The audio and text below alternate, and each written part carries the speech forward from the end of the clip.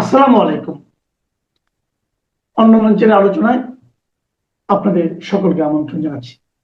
আজ আমাদের সঙ্গে আমন্ত্রিত অতিথি হিসেবে আছেন হঠাৎ করেই আবার আলোচনায় উঠে এসেছেন মেজর জেনারেল অবসরপ্রাপ্ত জিয়াউল আহসান। বিশেষ করে নর্থ ইস্ট অনলাইন নিউজ পোর্টালে ধারাবাহিকভাবে যে বাংলাদেশের সেই 5ই অগস্টকে কেন্দ্র করে যে সিরিজ রিপোর্ট প্রকাশিত হচ্ছে, সেখানে আমরা দেখেছি জিয়াউল আহসানের নামটা প্রাসঙ্গিকভাবে এসেছে। এর বাইরে আবারও ডক্টর খলিল তুরস্কে গিয়েছেন এবং এই মুহূর্তে তিনি তুরস্কে অবস্থান করছেন। পররাষ্ট্রমন্ত্রী হবার পর থেকে তিনি এই নিয়ে 3 বার তুরস্কে গেলেন। তুরস্কে কি এমন ঘটনা, কি ঘটছে যে ডক্টর খলিল বারবার তুরস্কে যাচ্ছে? এই বিষয় নিয়েই আজকে আলোচনা করব। শেষ পর্যন্ত সাথে থাকবেন।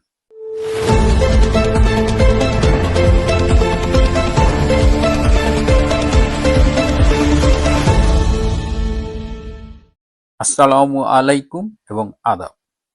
শুরুতে যেটা বলছিলাম, মেজর জেনারেল অবসরপ্রাপ্ত জিয়াউল হাসান, আপনাদের নিশ্চয়ই একটা খবরের কথা মনে পড়ে যে হঠাৎ করে আমরা টেলিভিশনে দেখলাম যে থাই এয়ারলাইন্সের একটা বিমান প্রায় টেক অফ করতে যাবে, চেক ইন টেক ইন হয়ে গেছে, যাত্রীরা উঠেছে, বিমান চালনা শুরু করেছে এবং আহ, উড্ডয়নের মুহূর্তে বিমানটিকে ফেরত নিয়ে আসা হয়েছে এবং সেখান থেকে গ্রেপ্তার করা হয়েছিল মেজর জেনারেল জিয়াউল আহসানকে।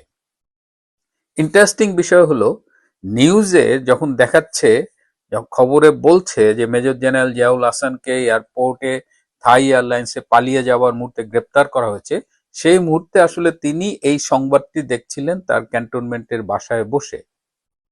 তার মানে পুরো ঘটনাটাই ছিল বানোয়াট, সাজানো, এরকম কোনো ঘটনা ঘটেইনি। জেনারেল জিয়া থাইল্যান্ডে যাবার চেষ্টাই করেনি, বিকজ তার আগে থেকেই তাকে মোটামুটি এক ধরনের গৃহবন্দী করে রাখা হয়েছে। তারপরেও এই মিথ্যে একটা গল্প সাজিয়ে তাকে গ্রেপ্তার দেখানো হলো। কেন মেজর জেনারেল রিটায়ার্ড জিয়াউল হাসানের উপরে এত রাগ? এই মেজর জেনারেল জিয়াউল হাসান যখন র্যাবের দায়িত্বে ছিলেন 2009 সালের পরে, তিনি কিন্তু অনেকগুলো গুরুত্বপূর্ণ দায়িত্ব পালন করেছে। বিশেষ করে বাংলাদেশের মাটিতে যেসব বিচ্ছিন্নতাবাদী গোষ্ঠী ছিল, যারা ভারতের বিরুদ্ধে বা বাংলাদেশের ভেতরে বিভিন্ন সন্ত্রাসী গ্রুপ যারা কাজ করছিল, তাদের দমনে, নির্মূলে এই মেজর জেনারেল অবসরপ্রাপ্ত জিয়াউল হাসানের কিন্তু ব্যাপক ভূমিকা আছে। খুব সাহসী ভূমিকা রেখেছিলেন তিনি এবং তার ফলে এই যে বাংলাদেশের মাটি থেকে যে উলফা অপারেট করতো, তারা কিন্তু আলটিমেটলি করতে পারেনি। এই মেজর জেনারেল জিয়াউল হাসানকে 6ই অগস্ট ফোর্স রিটায়ারমেন্টে পাঠানো হয়। তো একজন মেজর জেনারেলকে রিটায়ারমেন্টের, যদি ফোর্স রিটায়ারমেন্টে পাঠাইতে হয়, তাহলে সেটার আদেশ আসে আর্ম ফোর্সেস ডিভিশন থেকে। আর্ম ফোর্সেস ডিভিশনটা নিয়ন্ত্রণ করে প্রধানমন্ত্রী। বাংলাদেশে 6ই আগস্ট 2024 সালে কোনো প্রধানমন্ত্রী ছিল না, তাহলে এই মেজর জেনারেল জিয়াকে কারা ফোর্স রিটায়ারমেন্ট করলো, এটি একটি প্রশ্ন এবং এই প্রশ্নগুলো কিন্তু এখন উঠে আসছে। তাকে সাজানো নাটকের মাধ্যমে গ্রেপ্তার, তাকে এই জেনারেল ওয়াকার বেসিক্যালি তাকে এই ফোর্স রিটায়ারমেন্টের ব্যবস্থা করেছে। তো ফোর্স রিটায়ারমেন্টের আগে তাকে একটা টোপ দেওয়া হয়েছিল, তাকে বিদেশে চলে যাওয়ার একটা সুযোগ দেওয়া হতো যদি সে শেখ হাসিনার বিরুদ্ধে রাজসাক্ষী হতো, কিন্তু সে শেখ হাসিনার বিরুদ্ধে রাজসাক্ষী হতে রাজি হয়নি। শেখ হাসিনার বিরুদ্ধে নানান, এই যে এখন আপনারা শোনেন, সিরিয়াল কিলিং, আরো অনেক কিছু, গণহত্যা, ফ্যাসিস্ট, আরো কত কিছু। তো এর কিছু ঘটনায় জেনারেল জিয়াকে রাজসাক্ষী করার প্রস্তাব দিয়েছিল জেনারেল ওয়াকার খান, কিন্তু major general retired Ziaul Hasan সেটা অ্যাকসেপ্ট করেননি। এবং আপনারা মনে আছে, আইসিটিতে এই জিয়ার এগেনস্টে সাক্ষী দিয়েছিল আর এক মীর জাফর, সাবেক সেনাপ্রধান আইকেবি, ইকবাল করিম ভুইয়া। তিনি বলেছিলেন যে জিয়া নাকি সিরিয়াল কিলার। কিন্তু জিয়ার সম্পর্কে আমার একটা সূত্র, জিয়ার সম্পর্কে যার জেলখানায় দেখা হয়েছিল, তাদের ভেতরে কথা হয়েছে। তো জিয়া বলেছে যে আমি একজন সৈনিক, আমি দেশের প্রয়োজনে কাজ করি, দেশের প্রয়োজনে জীবন দিতে পারি, এবং তারা আমাকে রাজসাক্ষী হবার প্রস্তাব দিয়েছিল, আমি রাজি হইনি। জেনারেল জিয়া আরো দুটি ইম্পর্টেন্ট কথা বলেছে, যে একটা হলো যে he is a very well trained army officer, probably তার কমান্ডো ট্রেনিংও ছিল, সুতরাং তাকে যে পরিমাণ কষ্ট জেলের ভেতরে দেওয়া হচ্ছে, বিশেষ করে মেন্টাল টর্চারটা, তাকে ডিভিশনে যেখানে রাখা হয়েছে সব মানে খুবই মানসিক চাপের মধ্যে তাকে রাখা হয়েছে, কিন্তু তাকে ভাঙতে পারছে না, কারণ ইজ খুব শক্ত অফিসার। সে সে এটা বলেছে যে আমি অনেক কষ্ট সহ্য করতে পারি, এবং সে এটাও বলেছে যে প্রয়োজনে যদি মিথ্যা মামলায় তাকে মৃত্যুদণ্ডও দেওয়া হয়, যদি ফাঁসিও দেওয়া হয়, তাও সে চাপের মুখে নত স্বীকার করবে না, সে মিথ্যের কাছে মাথা নত করবে না। এবং সে সৈনিক, সে বলেছে মানুষ একবারই মরে, আমি দেশের জন্য কাজ করি, দেশের জন্য জীবন উৎসর্গ করতে রাজি ছিলাম, সুতরাং আমার কাছে এই এই ভয় দেখিয়ে এগুলো লাভ হবে না, মিথ্যা প্রহসনের বিচার এসব লাভ হবে না। যদি দীর্ঘদিন কারাগারে রাখতে চায় তারা রাখতেই পারে, কারণ তাদের ক্ষমতা আছে, তাদের এখন জোরজার মুল্লুক তার, কিন্তু আমি ভাঙবো না।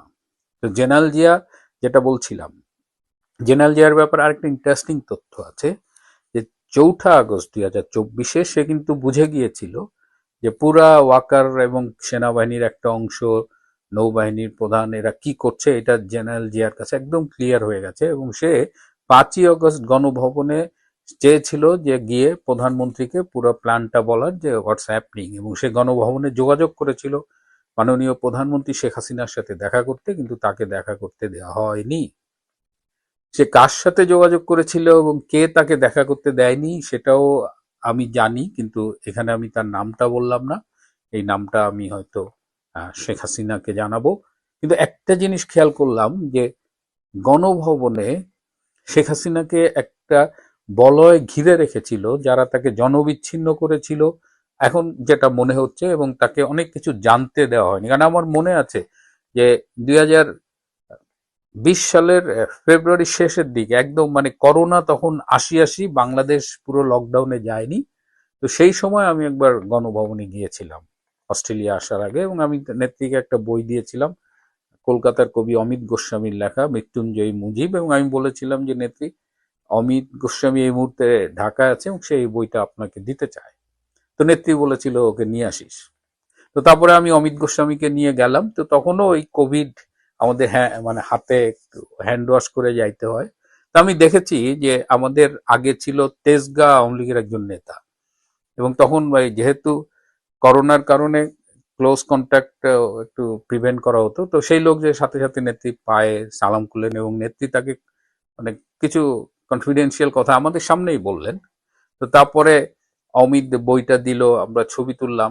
তো নেত্রীর কাছে যাওয়াটা একটা সময় খুব সহজ ছিল, কিন্তু করোনার পর থেকেই নেত্রীর সাথে সাধারণ কর্মীদের যোগাযোগটা কিন্তু সামহাও খুব ডিফিকাল্ট করা হয়েছিল। আমার একটা স্মৃতির কথা মনে পড়ে, আমি এই মোবাইল ঘাটতে ঘাটতে দেখলাম 2023 সালের 30শে নভেম্বর আমি খুব এক সপ্তাহের জন্য ঢাকায় গিয়েছিলাম, এবং আমার কাছে কিছু স্পর্শকাতর ইনফরমেশন ছিল। এই যে আর্মি নেক্সট ডে শেখ হাসিনার বিরুদ্ধে একটা ষড়যন্ত্র করতে পারে, ওয়াকার সেই ষড়যন্ত্রের সাথে জড়িত থাকতে পারে, এরকম একটা ইনফরমেশন আমার কাছে ভাষা ভাষা ছিল, খুব যে একদম ক্লিয়ার তা না।